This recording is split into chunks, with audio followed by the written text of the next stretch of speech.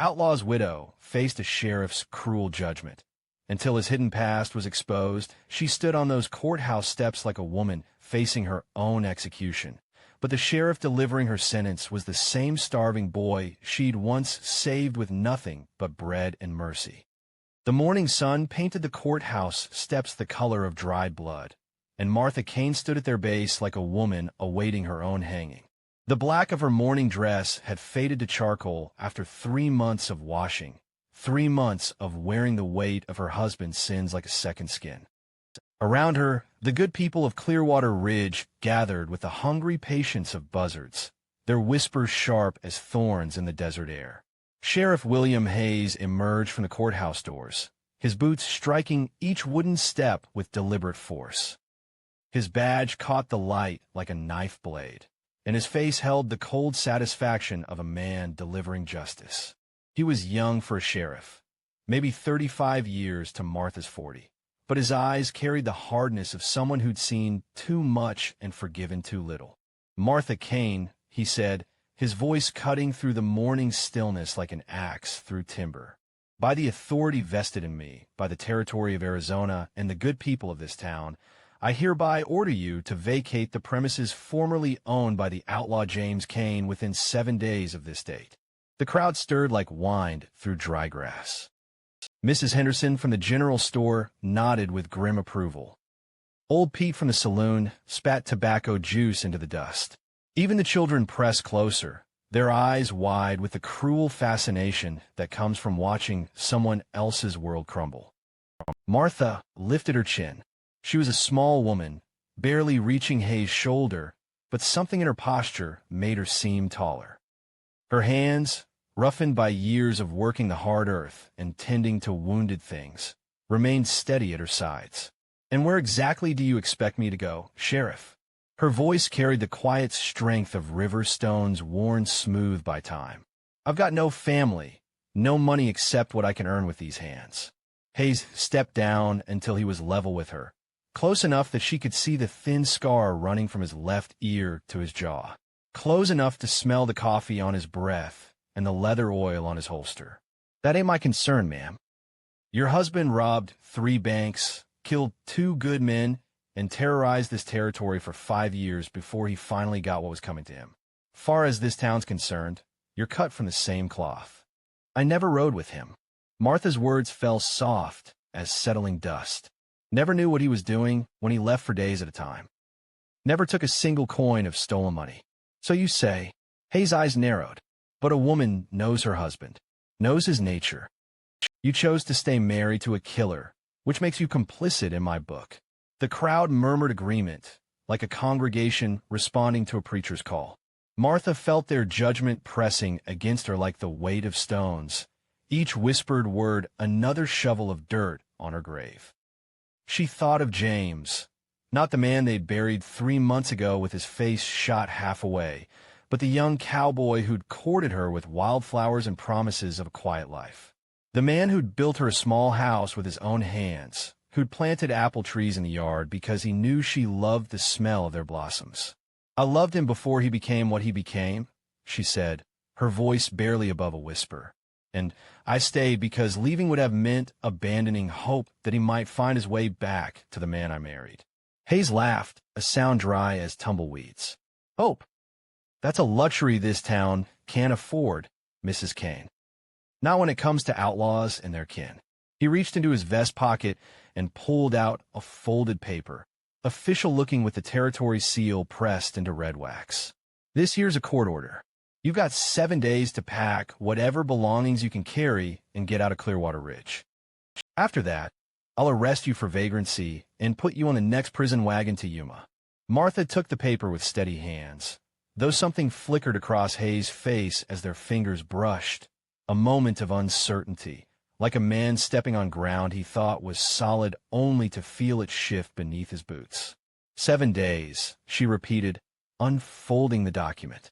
The words swam before her eyes, not because she couldn't read them, but because they seemed to move and twist like smoke. "And what of my husband's property? The house? The land, seized by the territory to pay restitution to the families of his victims." Hayes' voice had regained its edge. Every last stick of furniture, every tool, every dish. Nothing belongs to you anymore. The sun climbed higher, and the crowd began to thin as people returned to their daily business. Their entertainment concluded. But Martha remained on those courthouse steps, the paper crumpling slowly in her fist. She looked up at Hayes, who hadn't moved, hadn't walked away like the others. "You're enjoying this," she said. Not an accusation, just an observation spoken with the quiet certainty of someone who'd learned to read the hearts of hard men. For just a moment, less than a heartbeat, something shifted in Hayes' expression. His jaw tightened, and his hand moved unconsciously to touch the scar along his face. But then the moment passed, and his features hardened back into the mask of authority. "Justice ain't about enjoyment, ma'am. It's about balance. Your husband took from his community, and now his debt's come due. Even if it means punishing an innocent woman, there ain't no innocent women married to killers." The words came out harder than he'd intended, and Martha caught the slight tremor in his voice, the way his eyes avoided hers for just an instant. She studied his face, the sharp cheekbones, the sun-weathered skin, the eyes that were trying so hard to be cold. Something tugged at the edges of her memory, like a half-remembered song or the scent of flowers carried on an unexpected breeze. "What's your given name, Sheriff?" she asked suddenly. The question seemed to catch him off guard. His hand stilled on his gun belt, and for a moment he looked less like a lawman and more like a boy caught in some mischief. "Hayes. William Hayes. No, I mean your Christian name. What did your mother call you when you were small?" The silence stretched between them like a rope pulled taut. Somewhere in the distance, a church bell began to toll the hour, its bronze voice carrying across the red dust and broken dreams of Clearwater Ridge. "That's none of your concern," Hayes said finally, but his voice had lost its authority. He turned and walked away, his boots raising small clouds of dust with each step. Martha watched him go, the court order forgotten in her hand. The morning wind picked up, carrying the scent of rain from the distant mountains and the faint smell of apple blossoms from the trees James had planted. 7 days. 7 days to pack a life into whatever she could carry. 7 days before she became just another ghost haunting the empty spaces of the territory. But as she stood there on those courthouse steps, watching the sheriff's retreating figure, a strange warmth bloomed in her chest. Not hope. Hope was indeed a luxury she couldn't afford. But something else, something that whispered in a voice she thought she'd forgotten, reminding her that sometimes the hardest hearts carried the deepest wounds. And sometimes, in the space between justice and mercy, miracles still had room to grow. The dust settled around her feet like the weight of years, and Martha wondered why a sheriff's hard judgment felt so familiar, like an echo of kindness she'd once known, calling to her across the wasteland of memory. Every loaf of bread she'd bake for the hungry children cut deeper into the sheriff's heart, because 20 years ago she'd saved a starving orphan boy with that same gentle grace. 3 days had passed since the courthouse steps, and Martha Caine worked her garden like a woman, saying goodbye. The tomatoes hung heavy and red on their dying vines. The last of the summer squash nestled beneath broad leaves already touched with autumn's warning. Her hands moved with practiced grace, gathering what remained before the first frost claimed it all. The morning air carried the scent of wood smoke and the distant promise of winter, but Martha felt sweat beading on her forehead despite the cool breeze. 4 days left. 4 days to decide where a woman with empty pockets and a dead husband's reputation might go to start over. Behind her, the small house James had built seemed to watch with empty windows. The territorial officials had already been through, marking everything with red tags. The rocking chair where she'd mended clothes by lamplight, the kitchen table scarred by years of shared meals, even the quilt her mother had sewn for her wedding bed. All of it would be sold at auction to pay for James's sins. A shadow fell across her work, and Martha looked up to see young Tommy Henderson standing at her gate.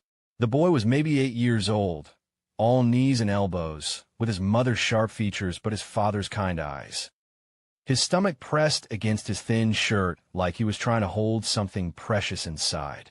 "Morning, Mrs. Caine," he said, his voice barely above a whisper. "Morning, Tommy." Martha wiped her hands on her apron and walked to the gate. "Shouldn't you be helping your mama at the store?" The boy's eyes darted toward the town, then back to her face. "She don't know I'm here. Said I wasn't supposed to talk to you no more."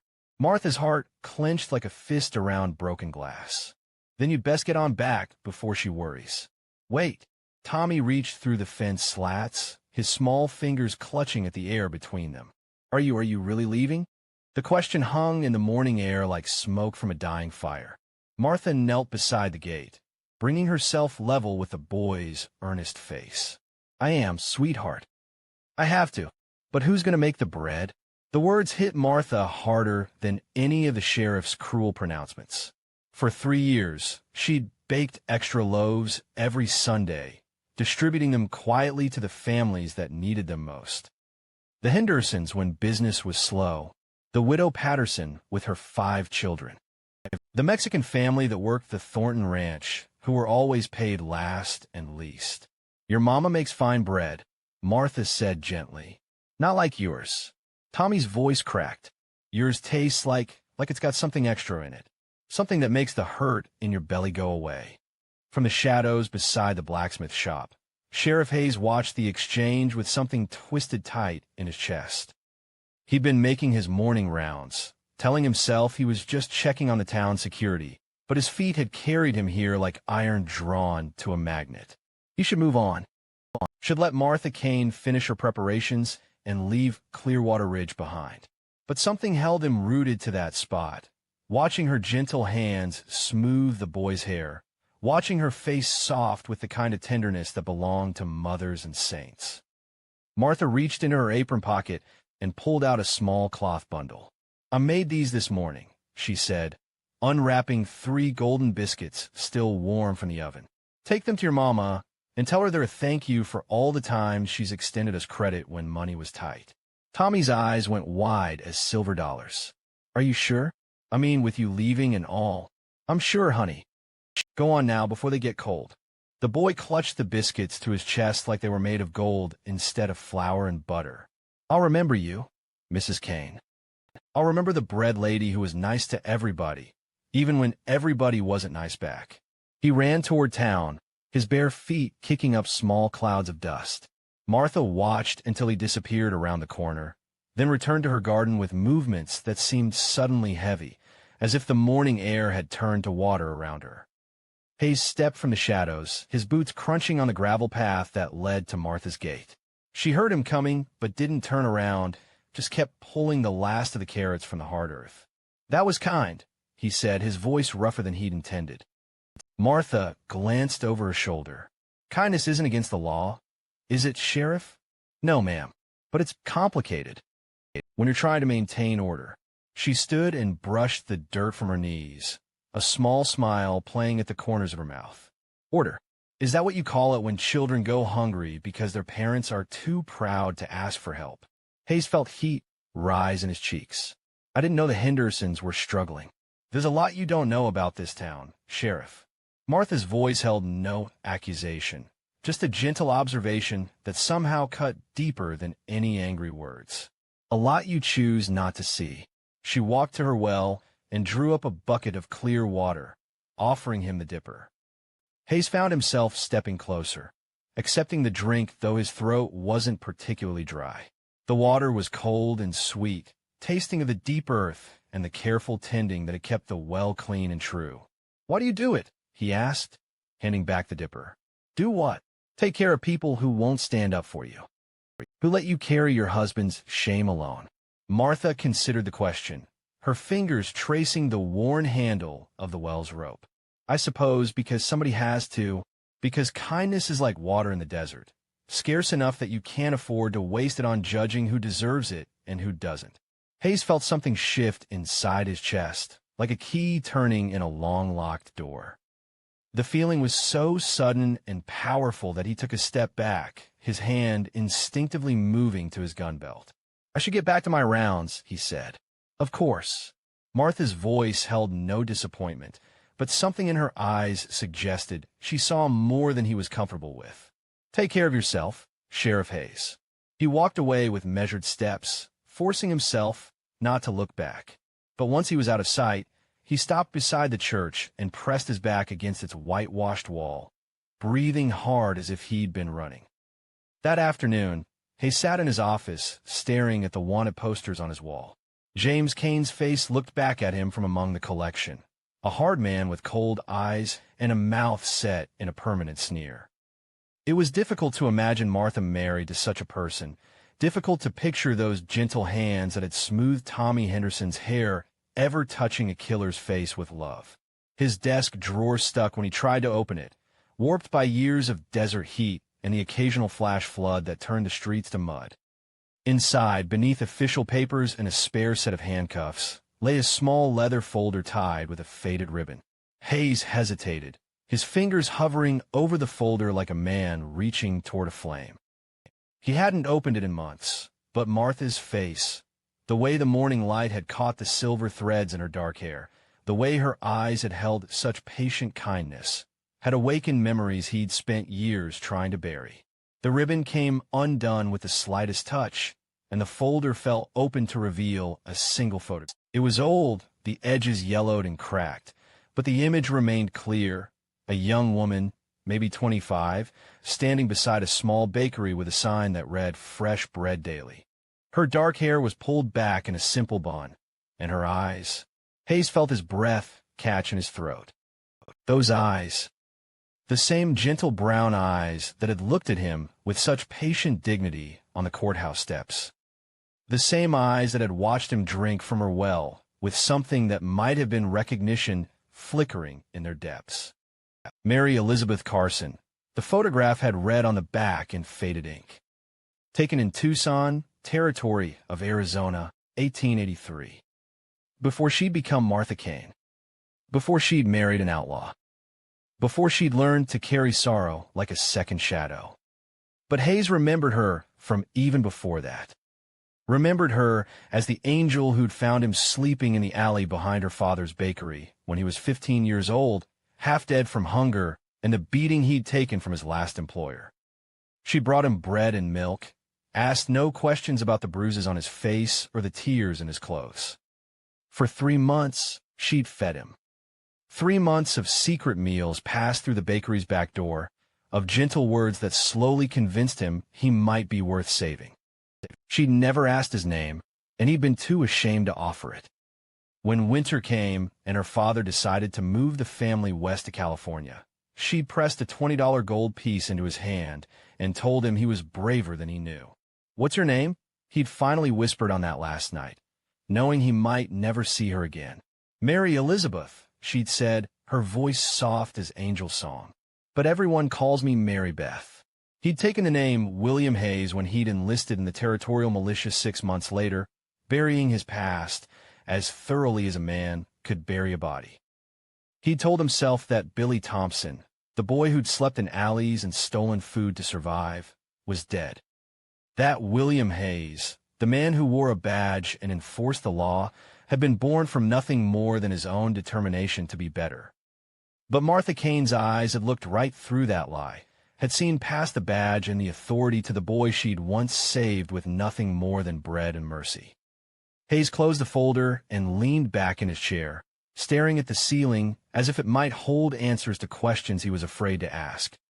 For days. In 4 days, Martha would be gone, and with her would go the last living reminder of the kindness that had set him on the path to becoming the man he'd tried so hard to be. The irony tasted bitter as copper pennies. The woman who'd taught him the meaning of mercy was now at the mercy of the law he'd sworn to uphold. And he was the one holding the whip. Outside his window, the afternoon sun painted long shadows across the empty street, and somewhere in the distance, he could hear the sound of Martha's well rope creaking as she drew water for her evening chores. The sound followed him into the growing dusk, a rhythm as steady and faithful as a heartbeat. In the fading light, Hayes sat with her photograph in his trembling hands, wondering how a man could spend 20 years running from grace only to find himself staring into its face across a courtroom full of judgment and dust. When she spoke his real name, not the one on his badge, but the one carved into her heart. The sheriff's carefully built world cracked like glass, and 20 years of lies came tumbling down. By the time the church bell struck 9, half the town had gathered in the dusty street that led to Martha Caine's house, drawn by the same morbid curiosity that made people slow their horses at the scene of a hanging. Sheriff Hayes walked through the crowd with deliberate steps, his face a mask of official duty. But inside his chest, his heart hammered like a blacksmith's anvil. He'd spent 6 sleepless nights staring at that photograph, wrestling with memories that cut deeper than any bullet wound. 6 nights of telling himself that the law was the law, that personal feelings had no place in a sheriff's duty. Behind him, Deputy Morrison carried the eviction papers and a pair of iron shackles, just in case Martha decided to resist. The younger man's face held an eagerness that made Hayes' stomach turn. Morrison was new to the badge, still hungry for the kind of confrontation that would prove his worth. Martha stood on her front porch as they approached, and Hayes felt his breath catch in his throat. She wore the same black dress she'd worn to court, but over it she'd draped a shawl that had once been white, now faded to the color of old ivory. In her hands, she held a small leather Bible, its cover worn smooth by years of handling. Her few possessions sat beside her in a single carpet bag. Everything that remained of a life lived in this place. The sight of it, so small and humble, hit Hayes like a physical blow. "Mrs. Caine," he said, his voice carrying across the gathered crowd. "Your time is up." Martha lifted her chin, meeting his gaze with eyes that held no fear, no anger, only a profound sadness that seemed to encompass more than just her own circumstances. "I'm ready, Sheriff," she said simply. The crowd pressed closer, sensing drama in the morning air. "Mrs." Henderson clutched her shawl tighter, her face bright with righteous satisfaction. Old Pete from the saloon had brought a flask and was already sampling its contents. Even the children had come, drawn by the promise of excitement. "Before you go," Hayes said, surprised by the roughness in his own voice, "I want to say that this gives me no pleasure. The law is the law, but that doesn't mean it's always easy to enforce." Something flickered in Martha's eyes, surprise, perhaps, or recognition. She stepped down from the porch, moving with the same quiet grace he remembered from 20 years ago, when she'd moved through her father's bakery like light through water. "The law," she repeated, her voice carrying clearly in the still air. "Yes, I suppose it must be difficult sometimes, carrying the weight of judgment. Especially when you know what it feels like to need mercy yourself." Hayes felt the words hit him like stones, each one precisely aimed. The crowd stirred restlessly, sensing undercurrents they couldn't quite understand. "Ma'am, tell me, Sheriff," Martha interrupted, her voice growing stronger. "Do you remember what it feels like to be hungry? Really hungry? To have your stomach eating itself from the inside while you search through garbage for scraps that might keep you alive another day?" The question hung in the air like smoke from a gun barrel. Hayes felt his face go pale, felt the careful walls he'd built around his past beginning to crumble. "I don't know what you're suggesting, Mrs. Caine." Martha took another step closer, close enough that only he could see the tears beginning to gather in her eyes. "I'm not suggesting anything, Billy. I'm remembering." The name hit him like lightning, splitting his world in half.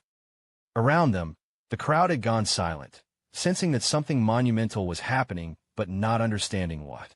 "My name is William," he said, but his voice cracked like a boy's. "Is it?"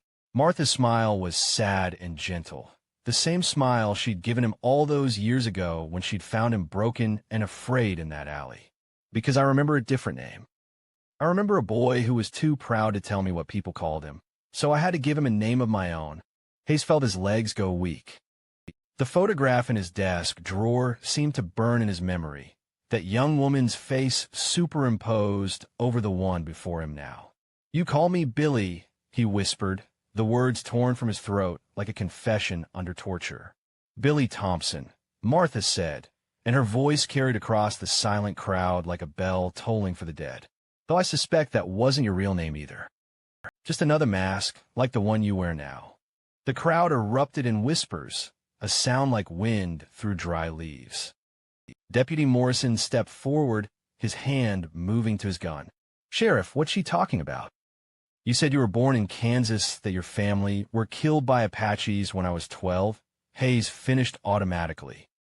It was the story he'd told for 20 years, polished smooth by repetition. I made my way alone until I joined the militia. No, Martha said, her voice cutting through his lies like a blade through cloth. You made your way to Tucson, where a baker's daughter found you sleeping behind her father's shop, where she fed you for 3 months and never asked what you were running from. Hayes felt the ground shifting beneath his feet, felt 20 years of careful construction crumbling into dust. Around them, the crowd pressed closer, hungry for scandal, for the fall of the man who'd held himself above them with his badge and his righteous judgment. Why? He asked, his voice breaking. Why are you doing this? Martha opened her Bible, and from between its pages, she drew out something that made Hayes' heart stop beating. It was a piece of paper, yellow with age, torn from a tablet. On it, in a child's careful handwriting, were the words, "Thank you for the bread. I will remember you always. Billy, because you left this under the plate on your last night," she said, holding the paper up for all to see. And because a woman never forgets the children she saves, even when they grow up to become the men who judge her. The silence that followed was deeper than grave dirt. Hayes stared at the paper, at the evidence of his own gratitude, written in a hand that shook with hunger and hope. He remembered writing it, remembered the boy he'd been who believed that gratitude could somehow repay the debt of kindness. I saved your life, Martha said, her voice growing stronger. Fed you when you were starving, gave you hope when you had none. And now you stand before me with the power to destroy mine, and you call it justice. Deputy Morrison stepped forward again, his young face flushed with confusion and anger. Sheriff, is this true? Are you really? Billy Thompson died a long time ago, Hayes said, but his voice had lost all its authority. William Hayes is the man I chose to become. By running from your past?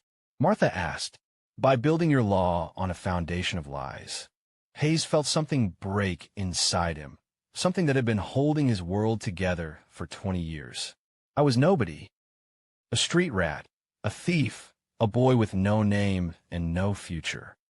You saved me, yes, but that doesn't change what I was. And what was that? Nothing. Less than nothing.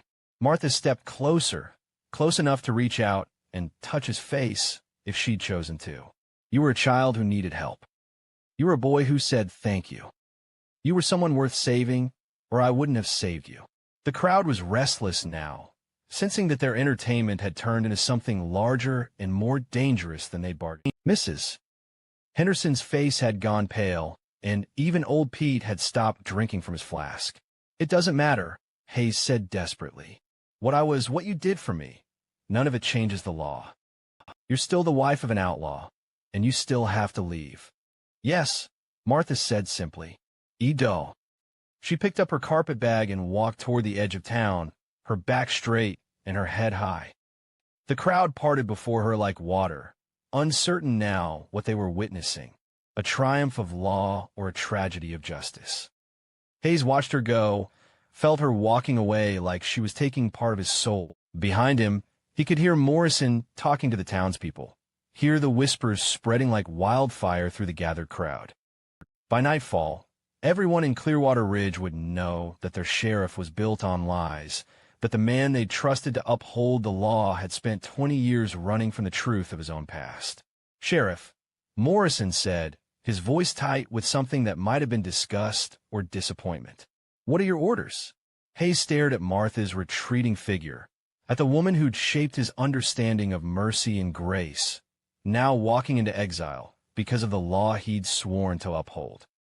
In his pocket, his badge felt heavy as lead, burning against his chest like a brand. My orders, he said, his voice barely above a whisper. And for the first time in 20 years, William Hayes had no answer. As Martha's footsteps faded into the distance, Hayes stood surrounded by the ruins of his carefully constructed life, wondering if a man could ever truly escape the boy he used to be, or if some debts could only be paid with the currency of truth. He removed his badge with trembling fingers while the woman who'd saved his life extended her hand in forgiveness, proving that sometimes the greatest justice comes not from the law, but from the courage to choose love over judgment. The storm clouds that had been gathering all morning finally broke as Martha reached the edge of town, the first fat raindrops striking the dust like tears from a grieving sky. She set down her carpet bag beneath the scraggly cottonwood that marked the boundary between Clearwater Ridge and the vast emptiness beyond, and turned back to look at the place that had been her home for 7 years. The town looked smaller from this distance, more fragile. The white steeple of the church pierced the gray sky like a finger pointing toward heaven, while the courthouse steps, those same steps where her fate had been pronounced, gleamed wet in the growing downpour. Behind her, the desert stretched endlessly toward the horizon, unmarked by roads or hope. She had enough money for maybe a week's food, if she was careful. After that, Martha pulled her shawl tighter around her shoulders and tried not to think about it. The sound of running footsteps made her turn. Through the rain, she could see a figure approaching, not walking, but running with the desperate urgency of a man chasing something that was about to disappear forever. Sheriff Hayes stumbled to a stop before her, his hat gone, his hair plastered to his skull by the rain. In his hand, he held his badge, the silver star that had defined him for so many years now looking like nothing more than a child's toy. "Martha," he gasped, his chest heaving. "Mary Beth." Wait. She studied his face. The same sharp features she remembered from that frightened boy, now carved deeper by 20 years of carrying authority he'd never believed he deserved. Rain ran down his cheeks like tears, mixing with the actual tears she could see gathering in his eyes. "I remember you," she said simply. "I never forgot you, Billy. Even when you changed your name, even when you put on that badge, I knew those eyes." Hayes felt his knees buckle, and he sank into the mud beside the cottonwood tree, his badge falling from nerveless fingers to land in the growing puddle at Martha's feet. "Why didn't you say something?" "In court, when I was sending you away." Martha knelt beside him in the mud, her black dress soaking up water, and "Because you weren't ready to remember. Because the boy I saved had to become the man who could save himself. I've destroyed everything." Hayes' voice cracked like thin ice. "My reputation, my authority, your lies," Martha finished gently. "You've destroyed your lies. The rest, the man you really are, that's still here." Behind them, voices carried on the wind. The townspeople were coming, drawn by curiosity and the spectacle of their sheriff's breakdown. Hayes could hear Deputy Morrison's voice above the others, sharp with authority he'd never possessed before. "They'll never respect me again," Hayes whispered. "I'll lose my position, probably face charges for falsifying official documents. I'll be nothing again." Martha reached down and picked up his badge, turning the star over in her palm. Water ran off its edges like liquid silver. "You were never nothing, Billy. Not when I found you. Not when you took this badge, not now." She held the star out to him. "But if you're going to wear this, you need to wear it honestly. As the man you really are, not the one you pretended to be." The approaching voices grew louder. Martha could make out Mrs. Henderson's strident tones, old Pete's drunken laughter, the excited chatter of children who sensed drama but couldn't understand its weight. Hayes looked at the badge in Martha's outstretched palm, then at her face, patient, kind, unmarked by the judgment he'd expected. "How can you forgive me? After what I put you through? The same way I forgave you for stealing bread from our garbage 20 years ago," Martha said, a smile touching the corners of her mouth. "By remembering that we're all just hungry children, looking for someone to feed us." The crowd rounded the bend, led by Deputy Morrison with his gun drawn and his face flushed with righteous anger. Behind him came the townspeople, their eyes bright with the fever that comes from watching their betters fall. "There he is," Morrison called out. "Sheriff Hayes, or whoever you really are. You're under arrest for fraud and impersonation of a peace officer." Hayes started to stand, but Martha placed a gentle hand on his shoulder. "Stay," she said softly. "Let me." She rose to her feet and faced the approaching mob, her small frame somehow commanding in its dignity. The rain had plastered her hair to her skull and turned her black dress into a second skin, but she stood like a queen addressing her subjects. "Stop right there," she called out, her voice carrying with surprising authority. Morrison pulled up short, confusion replacing anger on his face. "Ma'am, this man has been lying to this community for 20 years. He's a fraud. He's a boy I saved from starving," Martha said simply. "A child who grew into a man who's served this community faithfully for 15 years. A sheriff who's kept you safe, who's upheld the law with more dedication than most men born of privilege. But he lied about who he was." "Mrs. Henderson," shrieked from the crowd. "He made up his whole history. And why do you think he did that?" Martha's eyes swept the gathered faces, taking in their hunger for scandal, their eagerness to tear down what they'd once respected. "Because he knew exactly how you'd react if you learned the truth. Because he knew that a boy who'd lived on the streets would never be trusted with a badge, no matter what kind of man he'd become." Hayes felt something warm and unfamiliar spreading through his chest. No one had ever defended him before, not since Martha herself, all those years ago in that alley behind the bakery. "That doesn't change the fact that he deceived us," Morrison said, but his voice had lost some of its edge. "Did he?" Martha challenged. "Or did he simply become the man he was meant to be, despite the circumstances of his birth? Tell me, Deputy, what crimes has Sheriff Hayes committed in his time here? What laws has he broken? What harm has he brought to this community?" Morrison's mouth opened and closed like a fish gasping for air. Around him, the crowd shifted uncomfortably, forced to confront a truth they didn't want to acknowledge. That Hayes had been a good sheriff, perhaps the best they'd ever had. The man you knew as William Hayes was built on a foundation of gratitude. Martha continued, her voice growing stronger with each word. Gratitude for second chances, for the kindness of strangers, for the possibility of redemption. That's not deception. That's transformation. She reached down and helped Hayes to his feet, pressing his badge back into his palm. The question isn't whether Billy Thompson deserved to wear this star. The question is whether William Hayes has earned the right to keep it. Hayes stared at the badge, feeling its weight differently now, not as a burden of pretense, but as a responsibility freely chosen. Around them, the rain continued to fall, washing the dust from the courthouse steps in the distance, washing 20 years of fear from his heart. "I've made mistakes," he said, his voice carrying to every corner of the crowd. "I've been harder than I needed to be, colder than was right. I let my fear of being discovered turn me into someone I never wanted to become."